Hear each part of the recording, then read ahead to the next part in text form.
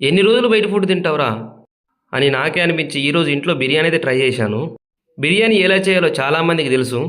Tasty salt వాడడం వల్ల మన ఆరోగ్యానికి హానికరం అని దానిచే నేను స్కిప్ చేసేసాను. మంచిగా మసాలాలు కలిపి పెట్టుకున్న చికెన్ అయితే ఒక అరగంట కలిపి పక్కనైతే పెట్టుకుందాము. మంచితనం ఉన్న మంచి నూనె పోసేయండి.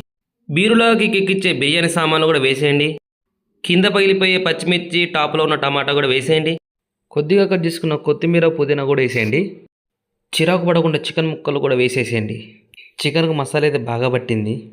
ఒక చిన్న గంజు పొయ్యి మీద పెట్టి లవ్లీగా ఉన్న లవంగాలు, అదిరిపోయే అల్లం వెల్లిపాయల పేస్ట్, సాగదీయకుండా సాజీరా, ఏడవకుండా యాలక్కాయలు, దాగుడు మూతలాడే దాల్చిన చెక్క, కొంచెమే కట్ చేసుకున్న కొత్తిమీర, ఉరుకులు పెట్టే ఉప్పు, ఎసర వచ్చాక నానబెట్టుకున్న బియ్యం మీద దాంట్లో వేసేయండి.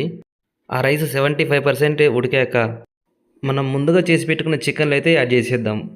రైస్ కూడా లేయర్గా వేసుకుంటూ ఆనియన్, పుదీనా, కొత్తిమీర వేసుకోండి. స్మెల్ బాగొస్తుంది. ఈ బిర్యానీ సింపుల్గా చాలా తక్కువ టైంలో చేసుకోవచ్చు. ఫుడ్ కలర్ కూడా యాడ్ చేసేద్దాం.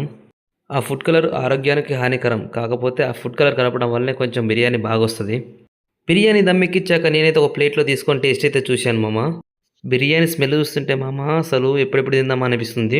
గ్రేవీ చికెన్ కూడా చేశాము. నేనైతే లెమన్ పిండుకొని ఆనియన్ పెట్టుకొని తింటే ఉన్నది మామ మామూలుగా లేదు. టేస్ట్ అయితే బాగా వచ్చింది. ముక్క కూడా బాగా ఉడికింది.